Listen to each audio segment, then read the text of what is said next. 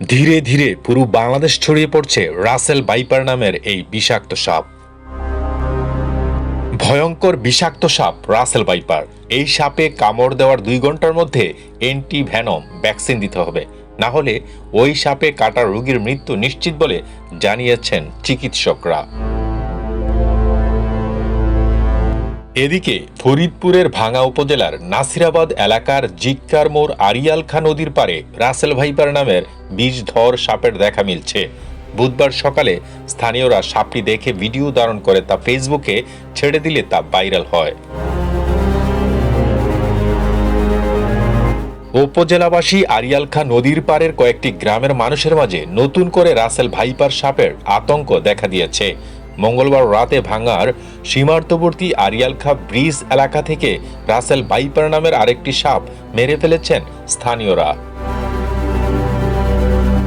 এলাকার লোকজন জানান, এর আগে ফরিদপুরের চরাঞ্চল সহ দেশের বিভিন্ন এলাকায় দেখা গেছে রাসেল ভাইপার সাপ। নতুন করে রাসেল ভাইপার সাপটি ভাঙ্গায়ও দেখা মিলল। মানুষ দেখলে অন্য সাপেরা পালিয়ে যাওয়ার চেষ্টা করে, কিন্তু রাসেল ভাইপার সাপটি মানুষ দেখলে তার দিকে তেড়ে এসে কামড় দেওয়ার চেষ্টা করে। মাঝে মাঝে সাপটি শব্দ করে ডাক দেয়। এই সাপের কামড়ে অনেকে মারা গেছেন বলে শোনা গিয়েছে। এ বিষয়ে ভাঙ্গা স্বাস্থ্য পরিবার পরিকল্পনা কর্মকর্তা ডাক্তার অরুণ পাল জানান, রাসেল ভাইপার নামের সাপটি যদি মানুষকে কামড় দেয় তাহলে বেশিরভাগ রোগী মারা যায়। এই সাপের বিষ খুবই বিষাক্ত এবং মানুষের শরীরে দ্রুত ছড়িয়ে পড়ে, সব অঙ্গ প্রত্যঙ্গ অকেজু করে ফেলে, রক্ত জমাট বেঁধে যায়।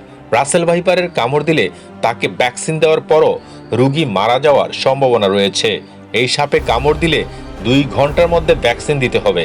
ভ্যাকসিন দিতে না পারলে মৃত্যু ঘটবে বলে জানিয়েছেন চিকিৎসক। তিনি বলেন, ভাঙ্গা হাসপাতালে সাপে কাটা রোগীদের ভ্যাকসিন রয়েছে। যদি কোনো ব্যক্তিকে সাপে কামড় দেয় তাহলে সঙ্গে সঙ্গে ভাঙ্গা হাসপাতালে পাঠিয়ে দিবেন।